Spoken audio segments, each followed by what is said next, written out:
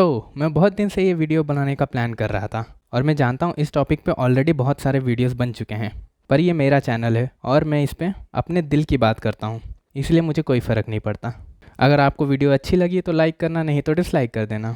तो आज हम बात करने वाले हैं सबसे ज़्यादा पॉपुलर और मेरे फेवरेट एनिमे जो कि है नारुतो, और इस वीडियो में मैं आपके साथ शेयर करूंगा मेरे फेवरेट फाइट सीन्स। तो शुरू करने से पहले hello guys, welcome to our imaginary world, जहां हम करते हैं कुछ फालतू के मगर मज़ेदार discussions on animes, movies, superhero and many more. तो नारुतो एक ऐसा एनिमे है जिससे मैं बहुत पर्सनल लेवल पे कनेक्ट कर पाया हूँ। इसने लाइफ के कुछ बहुत बड़े और इम्पॉर्टेंट वाले लेसन्स दिए हैं। अगर कुछ एग्जांपल्स की बात करूं तो जैसे कि फैमिली की इम्पोर्टेंस क्या है, अच्छे दोस्तों की इम्पोर्टेंस क्या है, हार्ड वर्क करना क्यों ज़रूरी है, और कभी ना हार मानने वाला एटीट्यूड, और इसके जैसे बहुत सारे। इसीलिए नारुतो मेरा फेवरेट एनिमे है।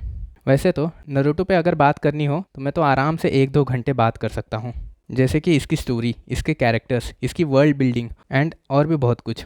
मैं अगर बताने बैठा तो ये वीडियो बहुत लंबी हो जाएगी, पर अगर बहुत शॉर्ट में स्टोरी के बारे में बताना हो तो इस एनिमे की पूरी स्टोरी निंजा वर्ल्ड और नारुतो नाम के कैरेक्टर के अराउंड चलती है। और नारुतो का एक ही गोल है, होकागे बनने का। होकागे को आप ऐसा समझ सकते हो कि किसी कंट्री का प्रेसिडेंट। क्या नारुतो होकागे बन पाएगा, और इस गोल के लिए उसे कितनी मुसीबतों का सामना करना, इन सब के लिए आपको एनिमे देखना होगा। अब आते हैं आज के मेन टॉपिक पर, जो कि है मेरे 5 फेवरेट फाइट सीक्वेंस। शुरू करते हैं नंबर 5 से, नारुतो वर्सेस सास्के।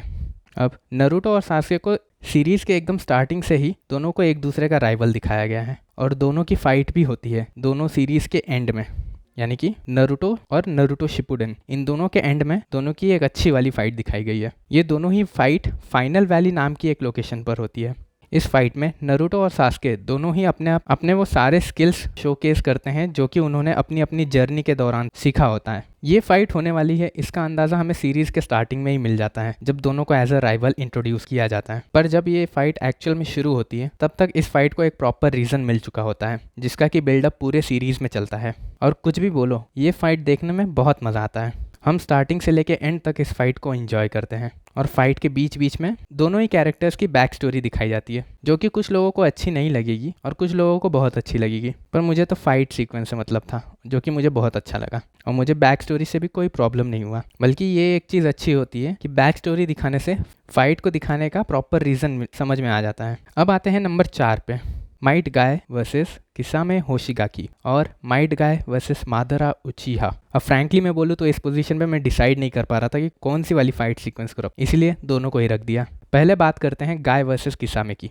ये फाइट होती है वाटरफॉल ऑफ ट्रुथ के पास, जहाँ गाय किसामे को अकात्सुकी तक इंटेल पहुँचाने से रोकता है। अब अकात्सुकी की अगर बात करूँ तो इन शॉर्ट ये बहुत ही पावरफुल विलन्स का एक ग्रुप होता है। ये इस फाइट का प्रीमाइस था।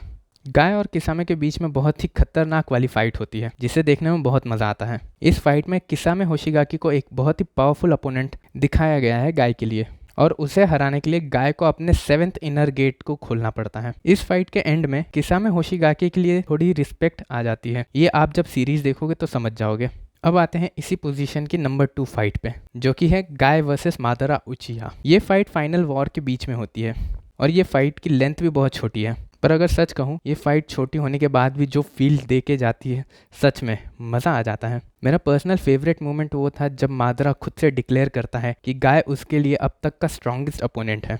भाई मुझे आज भी ये पार्ट देखते और गूज बम्स आ जाते हैं। सच में बहुत ही खतरनाक वाली फाइट थी। ये फाइट देखते वक्त बहुत मज़ा आया था। अब आते हैं नंबर 3 पर, सास्के उचिहा वर्सेस इताची उचिहा, 2 ब्रदर्स की फाइट। सबसे पहले इताची उचिहा मेरा फेवरेट कैरेक्टर है इस पूरी सीरीज में, और जिन लोगों ने अब तक ये सीरीज नहीं देखी है, किसी को स्पॉइलर ना देते हुए, इताची इस सीरीज का एक मोस्ट पावरफुल विलन में से एक है। आप सोचते होंगे विलन होने के बाद भी ये मेरा फेवरेट कैरेक्टर क्यों? भाई इसके लिए तो आपको सीरीज ही देखना होगा।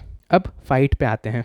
तो ये फाइट है 2 स्मार्ट कैरेक्टर्स के बीच में, जो कि गेनजुत्सु में एक्सपर्ट हैं, और यही बात इस फाइट को लिस्ट में नंबर 3 पर लाती है। फाइट के स्टार्ट में ही लगता है कि फाइट खत्म हो गई है, पर ऐसा नहीं। 20% ऑफ द फाइट में दोनों ही गेनजुत्सु का यूज़ करते हैं, जिसकी वजह से पता ही नहीं चलता कि एक्चुअल में फाइट हो रही है या बस एक इल्यूजन है। इस फाइट में आपको सभी निंजा फाइटिंग स्टाइल्स देखने मिलेगा। सबसे इंपॉर्टेंट, जिन्होंने ये सीरीज अब तक नहीं देखी है, जब इस फाइट का असली रीजन आपको पता चलेगा, मैं लिख के दे सकता हूँ कि ये बहुत बड़ा वाला शॉक देगा। तो इसी के साथ अब आगे बढ़ते हैं और नंबर 2 पे, जो कि है नारुतो वर्सेस पेन। ये एक ऐसा फाइट सीक्वेंस है जिसमें नारुतो ने पहली बार अपने 9 टेल्स वाली फुल पावर को रिलीज किया था।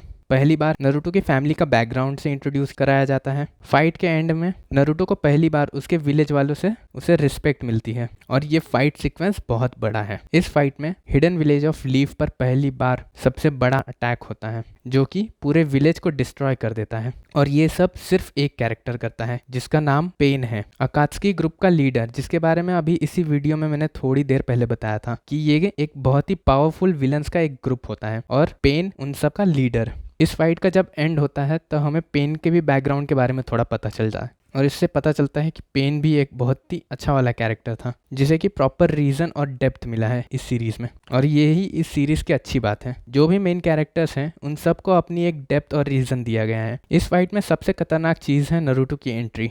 सच में आप जब ये देखोगे तब पता चल जाएगा मैं ऐसा क्यों बोल रहा हूँ। तो इन्हीं सब रीजंस की वजह से ये फाइट मेरे लिस्ट पे नंबर 2। तो आगे बढ़ने से पहले अगर आप अभी तक ये वीडियो देख रहे हो तो आपको ये वीडियो थोड़ी तो पसंद आई होगी, उसके लिए एक लाइक ज़रूर कर देना। अब आते हैं लिस्ट में नंबर 1 पर, जो कि है रॉक ली वर्सेस गारा। ये फाइट लिस्ट में नंबर 1 पर इसलिए है क्योंकि मुझे ऐसा लगता है कि इस पूरी सीरीज में मेन कैरेक्टर्स के अलावा साइड कैरेक्टर्स पे भी फोकस किया गया है जो कि इस फाइट में साफ दिखता है, जो कि मुझे बहुत पसंद आता है और ये चीज़ आगे चल के इस पूरी सीरीज़ में बहुत ही इंपॉर्टेंट फैक्टर बन जाता है। और ये फाइट मुझे सबसे ज़्यादा इसलिए भी पसंद है क्योंकि इस फाइट में एक ऐसे कैरेक्टर को स्पॉटलाइट में डाला जाता है जिसको कोई भी निंजा टेक्निक या निंजुत्सु यूज़ करना नहीं आता। रॉक ली बस ताईजुत्सु यानी हैंड टू हैंड कॉम्बैट में एक्सपर्ट होता है और यही इसका स्ट्रॉन्ग पॉइंट है। और वहीं दूसरी तरफ बात करें तो ली का अपोनेंट गारा, जिसे इस पॉइंट तक कोई छू भी नहीं पाया था, इसका सैंड जुत्सु जितना अच्छा डिफेंस करता है उतना ही अच्छा ऑफेंसिव भी है। और इस फाइट में मेरा सबसे फेवरेट सीन वो है जब रॉक ली अपने लेग वेट्स उतार देता है। लोगों को लगता है कि कितना ही वेट होगा इनका, पर जब ये ज़मीन पर गिरते हैं तो पूरा स्टेडियम ही हिल जाता है और लोगों के मुंह खुले के खुले रह जाते हैं। इसके बाद ली सिर्फ गारा को टच ही नहीं करता बल्कि एक ज़बरदस्त वाला अटैक भी करता है जिससे गारा और बाकी लोगों को बड़ा वाला शॉक लगता है। इस फाइट में एक पॉइंट ऐसा भी आता है जहां ली फाइट करते करते बेहोश हो गया है पर फिर भी वो फाइट कर रहा है और इसके पीछे ली के इमोशंस हैं जो कि इस सीरीज को देखते वक्त पता चल जाएगा। मैं इस फाइट पर और भी बहुत कुछ बोल सकता हूँ पर मुझे लगता है मैं ऑलरेडी थोड़े बहुत स्पॉइलर दे चुका हूँ, तो एट लास्ट मैं इतना ही बोलना चाहूँगा कि ये फाइट सीरीज के स्टार्टिंग के ही कुछ एपिसोड्स में दिखाई जाती है जो कि आगे आने वाले सारे फाइट सीक्वेंसेस के लिए एक बार सेट कर देती है और ये फाइट मेरे लिए इस पूरी सीरीज में सबसे यादगार फाइट सीक्वेंस है। तो ये थी मेरी epic fight list from Naruto series. क्या आपको ये पसंद आई? अगर नहीं तो आप अपनी लिस्ट नीचे कमेंट बॉक्स में शेयर कर सकते हैं और आपको आज की ये वीडियो कैसे लगी ये भी बताना। अगर अच्छी लगी हो तो लाइक करना, शेयर करना और चैनल को सब्सक्राइब भी कर देना। मैं आगे भी ऐसे वीडियोस लाता रहूँगा। तब तक के लिए keep imagining, take care, bye bye and जय हिंद।